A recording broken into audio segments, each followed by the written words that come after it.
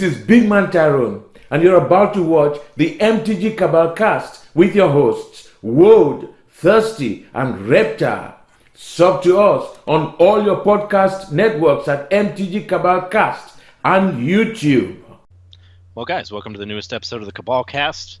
Before we get started, mea culpa, our topic is admittedly somewhat of a cop-out. But nevertheless, we're actually going to discuss how things are changing for us now that we are moving back to paper play. I know a couple months ago we covered, or a few episodes ago, we covered what we're looking at while everything's all digital. Yep. Now that things have shifted again, we're doing it again. So now that Paper Magic is back, does that change things for us? What does it change? Do celebrities know things? Let's find out. Absolutely. One of the other things that actually changed, and this is big for me because it changes a lot of my strategy, is effectively any format that is propped up by Moto is now a dead format, and I'm looking at Pioneer. Yep. We were supposed to get Pioneer Masters on Arena, which at the time was great for people who wanted to spec on Pioneer like I did, and now we're not, which is huge. So that changes a huge chunk of my strategy for what I was doing. Granted, a lot of that, not a lot, some of it carries into Modern. All my Alpine Moon back stock, A plus on that, right? But things like Hazarets, and I can't even remember some of the things I have in there. The 2-drop, 2/1 Red Rogue, Direfleet Daredevil or something like that. Yeah, Direfleet Daredevil, that's the one. Yeah, I had a couple of those in foil, some Painlands in foil, just like ready to go for when Pioneer popped off, and now it is effectively a dead format. And I didn't spend a lot of time or a lot of money on that stuff. It's just overstock from playing Standard because, cool, that's what Pioneer is meant to do. But now I'm going to spend a lot of time attempting to, make nickels here on the things that didn't pop because of Modern or EDH, what have you. So to your point, a little bit of kind of a cop-out topic, but at the same time, we've had a lot of change between... Yeah, it actually has been quite a bit, and that's one of the reasons that we decided to go for it, was because, look, we just did it, but it's as rapid as, the Pro Tour changes have been over the last 3 years. Too soon? Maybe. The organized play changes over the last year with pandemic, now we're back, maybe we're not. Now we have independent companies running large events. That kind of stuff has really prompted a lot of change for the industry. Yeah.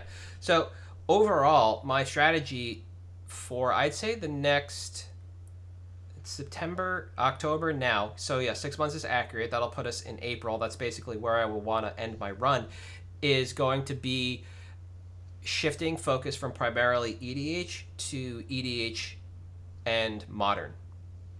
I want to be transitioning a lot of my EDH stocks into Modern right now, and I'm going to be picking up format staples to move in April. And that the April date isn't for tax reasons like we harp on. Although that is going to be a good time to get rid of it. The holiday season is probably also going to be a good time as people are spending that money or buying gifts for others. It's because in about 6 months, that's when I can I can see more people wanting to attempt paper play.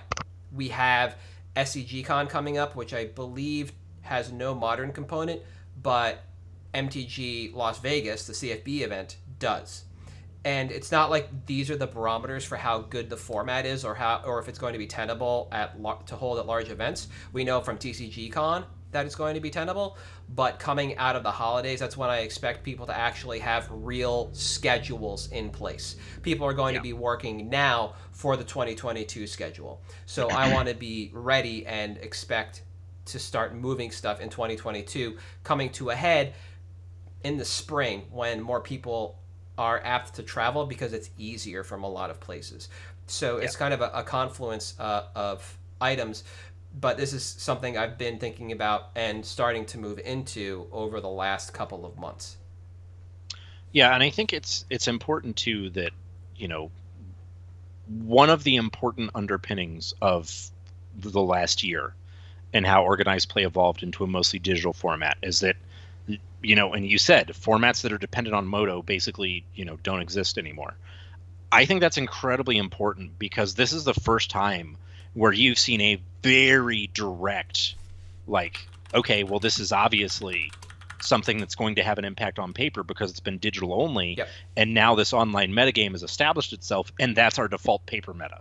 When you talk about how different the online metas are compared to the paper metas, that's huge, because in Legacy you can't just audible to a new deck in paper when your deck is 10 grand, but you can on Moto with the mana traders. Yep. But now all bets are off. We haven't had paper play.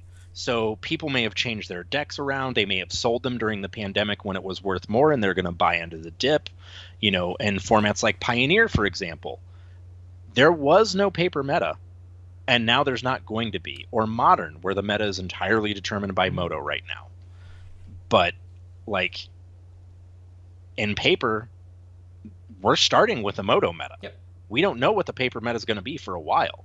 So I think it's important that, when you say that's what you're paying attention to, that's huge, because it's one of the first times where the online meta is the paper meta by default to start with.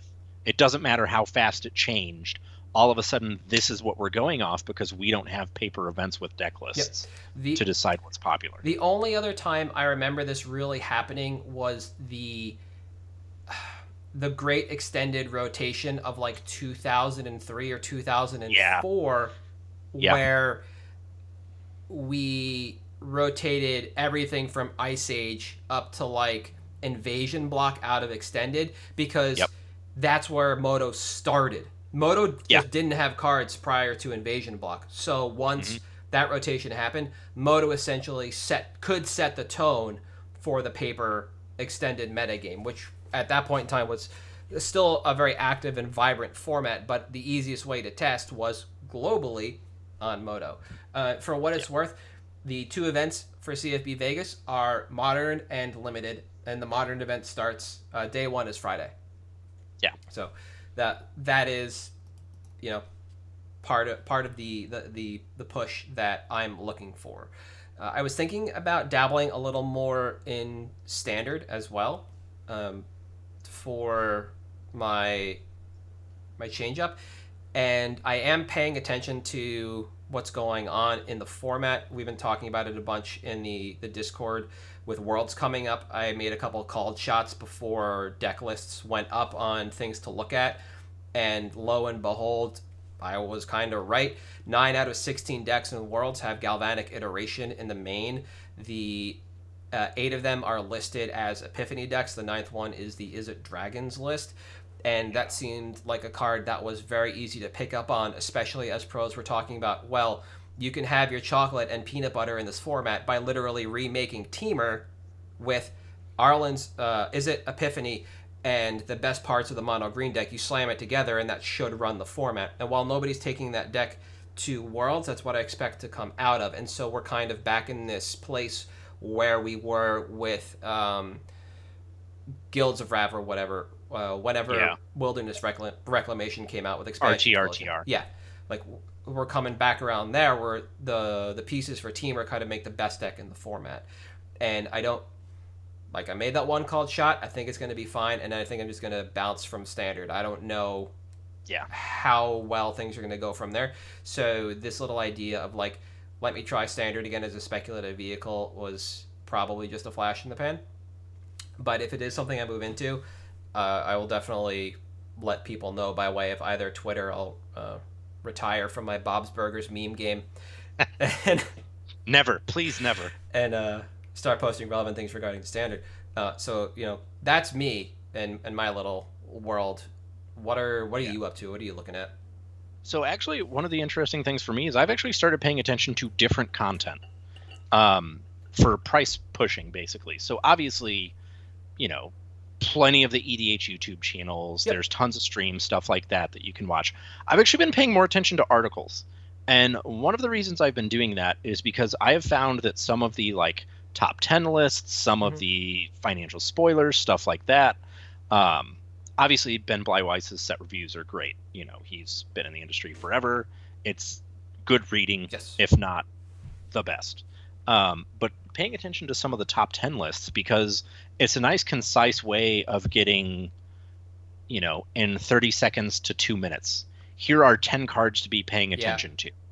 And then, all right, I can pull that up on EDH Rec and pull that card up.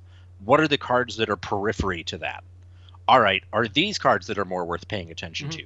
Do they have more utility? Okay, these are the most popular cards in Modern. Okay, Path to Exile is one of the most underrated pieces of removal. Great. What kind of decks are running this? Okay. What's something that if the meta starts shifting, I can kind of be a little bit ahead of the game on without necessarily needing to sink, fetch land money or something into it? Because a lot of times it's like a $2 to $3 to $4 card. And like, you know what? If that card is $2 and it hits $5, great. I've made my money. That's all I need. In and out. And that's basically what I've started gravitating more towards. And I don't know if that's just because I'm an old fuddy-duddy and I'd rather read old IRC chats and like forum posts, throwback, than watch YouTube video content. But that's where we're at. And it's actually been pretty helpful for me because it's been a lot of things that I wouldn't necessarily notice. Yeah. Because a lot of times, especially on streams, you notice the splash plays. You don't notice that Felwar Stone was out there doing work for 12 turns before the player finally won. And those articles kind of point out those Felwar Stone type things. Yeah. Where it's like, all right, this is, the straw that stirs the drink, even though everyone's paying attention to the drink. Yeah. No, I think that's a good point to make, in that the people that are making content are making it not because of the splashy plays or to make the splashy plays, but to actually just play the game and talk about not necessarily the glue or the rug, because I'll cycle that joke up from earlier today that ties the room together, but they just want to talk about the room, know, and what's going on in the room. They don't care. They don't either to care or don't have the time or the desire to talk about the minutia. But people like LSV and PV, and I'll take a shot across the bow, Eric Levine, will talk about format staples. Yeah. I hope he enjoys his spoils from this past weekend. Indeed, he did. It looked like a good haul. Yeah, it was very. And I think that's a good point to make, because we really haven't talked about articles and getting back into that kind of stuff in a while, because everybody besides TCG Player and EDH Rec that I know of are paywalled. Yep. Right. So that means you got to want to sink the money, and like you can listen to ad copy till you're blue in the face on what savings you get if you order from people. It's the equivalent of a this or a that or whatever. You gotta want to do it. You gotta want to put in the time and the energy and the effort, and it can be a lot, but it can also be really rewarding to do that, because you can get in ahead of the curve, because not everybody's paying for those articles. Not everybody is paying attention to what Ryan Overturf and Todd Anderson are writing about on Star City. Not everybody is reading Huey's articles on CFB, and there's a lot that goes into that, and they're usually on top of or ahead of what's going on, and so that can't be understated. And I think it's obviously, again, very good to cycle that up, and then as per your mantra, looking for what works with what. Yeah, like it's super important. And I think that's, anytime we have a pick, that's one of the things we cite is, all right, well, what cards is this used with? Yep. What does this see play along with? And it's one of those, like, when you see a card on the reserve list that's basically a meme spike, the other meme cards are going to spike. They're not too far all right, behind. great. Yep. Well, why not do that with playables? Because playables, they're playable, and you have infinite ways to get rid of them. Whereas sometimes, you may have 40 Grim Feasts, and all of a sudden it's a $20 card. You can't sell them because nobody wants them for $20, and buy lists are only $8. Yep. So, like, sure, you buy list it because you're still making money at that point, but you have a lot more liquidity in terms of like outs and quantity with those staple type cards than you necessarily do with your meme reserve list stuff or your Sarkhan's Unsealings. Yeah. Look, we'll get there one day. They'll stop printing it in EDH decks, and we'll get out of that card. Now, with the return to paper play, and obviously the return to content, more people are dialing in. I would expect more people to eventually buy back into these content producers and start reading through the articles. Do you think you'd still see those kind of decent returns, or do you think, in the same kind of way where I'm looking at it, like, I think my exit strategy is to sell in 6 months for all this modern stuff and then shift again? I think it's probably going to be the, sell in 6 months. I think, while rising tides help all ships, sure. I also think it's important to be as flexible and modular as you can possibly be with this stuff, because it's kind of, the Magic economy is in a really weird spot now, because we have everything surging and all of a sudden stuff starts retracing. But it's not like a hard retrace on everything. On some stuff it is, but then you have certain blue chips that all of a sudden those are retracing. And it's not necessarily, like we haven't seen that before. I just wouldn't say we've seen it to this level that we have before. So I think being flexible right now, because, we do have so much influx about the playability of the game. Yeah. And that's what separates it from baseball cards or sports cards, is this is a hobby in and of itself. You play with these cards, and that helps determine their financial value. Yeah. So, like, as you get into constructed formats, because we're having constructed events again, it's important to be as flexible and modal as you can possibly be. So for me, it is. I'm going to look at this stuff for, right now I'm consuming modern articles. Great. I'm going to look at those, and you know what? In a few months, once I think 6 months is a good timeline, once we get back to like regular events again, all right, cool. I'm going to change. I want to see what's happening now. Star City's about to hit their legacy circuit. Yep. Great. Let's hit up legacy stuff and see what we can do and go from there. Okay. Yeah. I was going to ask about legacy because I know that's something that you and I kind of cyclically take a look at, and it's easier when Star City's doing their thing even before they announce their tournament schedule, because as, Craig Berry predicted a decade ago when they first started the tournament cycle, when they were running Modern, Legacy was going to be the hot ticket item for their buy lists, and it would flip to Modern when Legacy was being played.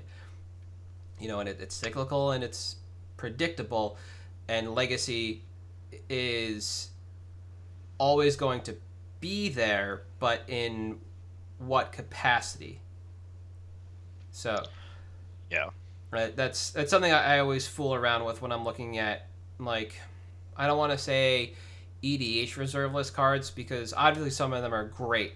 There's ones that you can play there and nowhere else that are, high profile items. And you look at Wheel of Fortune, for me, that's the one that comes to mind first. And then you have some kind of multi-format players that aren't duels. Like, I'm just sticking to some off-the-wall stuff. Gilded Drake does play in Blue-Black Reanimator lists. Grim Monolith does play in the artifact lists that do pop up from time to time. You have Alurin and all the cards that go with that. Yeah. We did just see a reprint of Food Chain and Mystery Boosters, but it's really difficult to say they're going to put that somewhere else. So, like, you pseudo reserve list that if you want. And, like, for me, that makes sense to kind of pick up. But have you, like, in your reading or anything like that, seen any kind of trend tracking either, or been trend tracking Legacy stuff like that? Is anybody ever writing about Legacy anymore, or is it just, like, aside from the dedicated outlets? Yeah, it's basically the dedicated outlets at this point. There's not a whole lot of people that are publishing articles on Legacy. It's all Modern and Standard. And, there have been a few people that have been like, oh, here's a historic article, or here's, a Brawl article. And that stuff's great, but I don't care about those as much, because as of right now, we don't have a paper equivalent. And historic's kind of a weird one for them to make paper, because of the historic only releases on Arena. Yeah, that was difficult. So I don't know that we'll ever get paper there. Brawl happens, but I feel like most people play Brawl after, like, well, I just played EDH for 6 hours. Let's take a 15-minute break. Yeah, I've heard about people wanting to play historic Brawl in paper because, like, the historic only cards don't make a huge difference to that format right now. Yeah, so it right is now. a tenable format. Or you could just proxy the handful of cards because you literally can't buy them. So what are you going to do? But historic constructed is a much different animal. Proxying 4 to however many unique cards, X however many copies you need, is a lot more difficult to want to do. I have a friend that plays historic religiously on Arena, and I've got no idea what's going on in that format right now. Like, couldn't tell you. I just told him the other day that Meat Hook Massacre is a good card in Esper Control if the format is aggressive, and he told me I was right. So there you go. There's my historic advice. So if you want to spec on historic, Meat Hook Massacre, but not at $40. No, not at $40. Take that to heart. Yeah. But overall, that's been my pivot. I think this kind of change has been, like, I've been on and off about what I wanted to do for a while, and what really, like, sealed the deal was Star City doubling down on their paper event. And it was the multiple iterations of what they were doing in regards to COVID preventative measures, and the app, like, what was the blessing was CFB Las Vegas or whatever, CFB's MTG Las Vegas. Like, that told me that my choice of pivoting to more of a modern stance was the correct one. When it comes to some of the odds and ends stuff, like, do I want to look at retro frame, foil, non-foil? Do I want to look at set foil, full art, what have you? That kind of minutia is a card-by-card analysis, but I'm hoping, and this is tangential to what I'm doing personally, that this is where retro frame foils begin to pick up. That's my belief and my hope at the same time. Right? Yeah, I think that's probably going to be the case. And it's, one of those things where, again, us getting back to paper gives the opportunity for those cards to actually see a price bump. Yep. Because when your main thing is EDH, obviously that's, the biggest financial driver in the game. There's so many options, and it's like, all right, well, what actually has the most mobility here? What actually has the most liquidity? Yeah. And then go for that. Yep, absolutely. But yeah, that's me for the next 6 months, just gobbling up as much modern at LGSs, binders, and sales that I can find around the area. Ready for picks? Yeah. Yes, let's do it. I'm going to gobble up this time to talk about Heroic Intervention from Core Set 2021. Love this card. It's the best green card that you can be playing in EDH. And I'm going for the Core 2021 version because it's same art, just printed, so it's got the highest stock.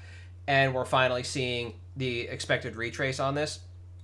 So this is a card I've just been kind of monitoring for a while, but just wasn't monitoring stats up until the last week or so. And when I saw it start to hit on CK's buy list for $6 each, which is what they were selling for a couple of weeks ago, I was like, all right, it's time to pull the trigger. So this is a pick less about the immediate financial opportunity and just reminding people that this card is good and the demand for this card is there. CK is buying 94 at $6 a piece. They've been buying 90 plus for a really long time, and they're buying every version of this card, foil and not.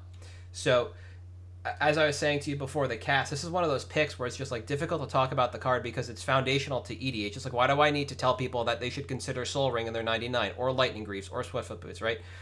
This is just foundational and should be played in every green deck. It's the best protection spell we've seen in any color, save for Teferi's protection, and auto-include in any deck that plays green, and a card who is so powerful the only argument about inclusion should be based around not owning one. That's it. And I know I don't... In real life, I'm pretty hyperbolic, but this is not a hyperbolic statement. Heroic Intervention should be a ubiquitous card. Yeah. In the format. Yeah. There's no reason why when you decide to put a forest in your deck, you shouldn't also pull out a Heroic Intervention to go alongside it. So my timeline for profit on this to buy this is probably within the next 6 months based on historic price trending because it's been flat for a fairly long time. If we take a look at stocks again, I'll bring it back up. So it's been flat. Trending downwards since, what do we got here? April, and then flattening out around July. So we're looking at about 3 months worth of just plateau on this card.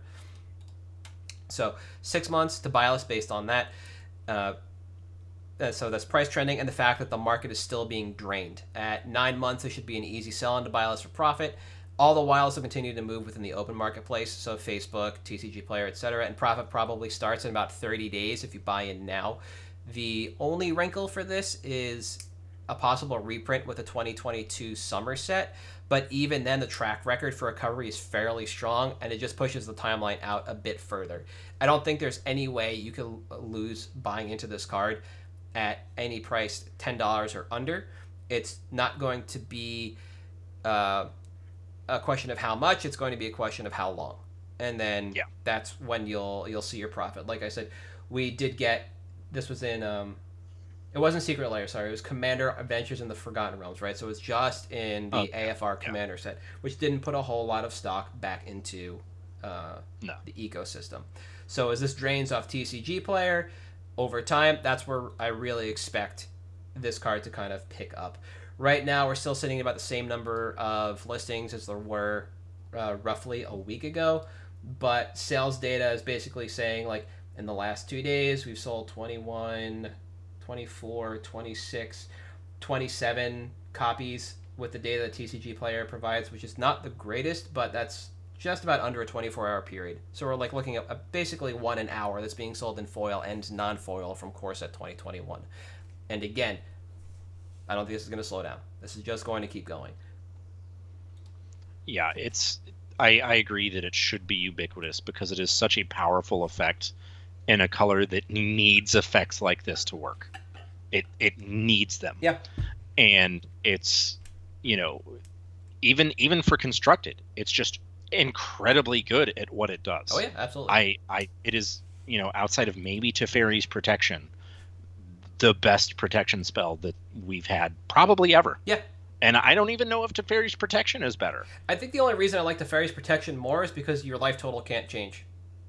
That's fair. Like, yeah, that's fair. That's the main reason why I think Teferi's Protection is better. I mean, unless somebody is literally like Black Sun Zenithing the board for 1 million, like, yeah, I think you're like probably fine. Yeah. Yeah, I think it's solid. I think this is, since it has been printed, the best green EDH card I've seen in years. Yeah. Hands down. It's just great. I am going with our pivot, Foil Dragon's Rage Channeler. Why now? Well, we have a ton of stock. We are at peak stock at this point.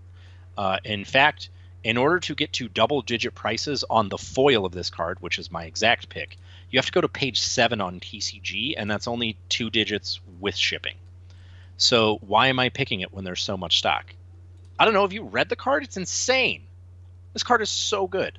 We're at peak stock. It's played in Modern. It's played in Legacy. It's played in Vintage. Granted, 2 of those don't really exist right now, but when we get back to Paper Magic, I fully expect that this will do a ton of work. Yep. And while I think Ragavan is likely to get banned, I don't think Dragon's Rage Channeler will. I think it's a $20 foil in about probably 6 months once we get back to paper. Mm-hmm. Right now, it's sitting in that comfortable Delver and standard range of like 5 to 10. For the foil, it's the card that evens out your trades when you're like $5. I'm not mad at having another foil of this. It's a good card to have, whatever, someone will need it one day. We've also, if you take a look at the stocks graph, for the first time in basically since the set released, had another dip. So this dip in the price is why I think we're at peak stock right now. We're at low demand because we only have a couple of Modern events coming outside of your LGS events. I think that once we see more large-scale events return, not just SCG Con, not just MtG Vegas, you're going to see this card explode. It does everything you want in a creature, not just a red creature. It's incredibly efficient. It's pushed Delver out of Delver lists. I could go on and on about how insane this card is, but just trust me, at $5 to $10 for a foil, you cannot lose long-term. No. As far as outs, I'd be looking at trades, Facebook, buy list in about 6 months to some form of profit. Mm-hmm. Maybe a little bit longer if there is another delay in getting organized play and a large scale back. Yep. But no, I just think it's super solid. I think that this card is nuts. The card I think of in terms of comparison for this as a template on a card is Monastery Swiftspear. So, and I understand why Swiftspear is a $15 foil, and it has less to do with cons and more to do with like the playability of that card in various strategies. But I think people just haven't really figured out the best combination of cards, or the cards that best complement Dragon Raid's Channeler across the same number of decks that Swiftspear has appeared in. And once you can figure that out, I think that is also another good element to just kind of push this card forward and to see it never come back in terms of price. Right now, it's not like the card is limited in scope, but it requires a little bit of setup in Modern, and people are just kind of playing with like the same cadre of cards in every shell this deck can go in. And I think once people step out of that comfort zone a little bit more, and they start really playing around with what's available to them, we'll see this card show up in more decks, and thus we will see the price just go up overall. You know, it's easy to put a creature, a land, and an instant in the graveyard in almost any deck. That's basically how Jund is able to play Tarmogoyf profitably. After that, sorcery and artifact are basically lumped together, and that is the fourth card type that you're looking for to power this up. And once people kind of figure out, okay, is it sorceries, is it artifacts, is it enchantments with something like a seal, when Burn and Jund used to play Seal of Fire, once we kind of get there and figure it all out, that's where we're really going to see this card just absolutely rocket. I think it's going to be a matter of time, and even then, if we don't get to all of those decks, Modern is still evolving quickly, so there's the opportunity for the Is It Spells list to be iterated on, or Is It Murktide to be iterated on in such a way that it becomes one of the better decks in the format again, and thus that pushes this card. I think there are a number of parallel forces not competing to push this card, but waiting to push this card. Yeah. And I think that's the thing, is that it's a card that doesn't like, it is its own engine in addition to just being incredibly efficient. Yep. And that's why I think it has a little bit more play than Delver does, because it's not something you have to build around. It's like, am I red and aggressive? Cool. I'm in. Yeah. Do I have red? Am I aggressive? Cool. Yeah. I'm in. Exactly. And in both of those decks, you're already priced into playing some number of sorceries, so it is just finding the critical mass of non-creatures, instants, or lands that gets you that fourth card type. And like you said, this card plays into itself. Yeah. And that makes it extremely good. Yeah, it is the most busted of the cards from MH2 which will not get banned. Still calling her as a Saga and Ragavan to get banned, but yeah, I can't. Aside from Unholy Heat, I can't think of anything else from that set that I would like to play with such ferocity. Murktide is up there. I'll probably be pivoting away from the deck I've been playing to Is It Murktide, but it's not Murktide that's drawing me to that deck. It's the rest of the cards that make up the engine and the core for that deck, and this and Unholy Heat are like it. And that's where I want to be. That's where I want to be in Modern right now. So I like the pick. I agree with the timeline because it just syncs up with everything we just talked about earlier in the episode. I think it's choice, and it serves as a good reminder to people that, like, we're coming the entire episode from soup to nuts. Yeah. You got to pay attention to what's coming up in paper, because this is going to be a perfect time for you to pivot if you're ready to and you want to. Yeah. So I think that's all I have to soapbox about this week. I'm good. All right. So that is it for this week, everyone. We will be back next week. In the interim, you can find MtG Cabalcast on Twitter, Patreon, Facebook, and YouTube. The audio podcast is up on Audible, Stitcher, Spotify, Google Podcast, and Apple Podcast. I am at Halt I Am Reptar on Twitter. You are at Thirsty Sizzler. See you next week.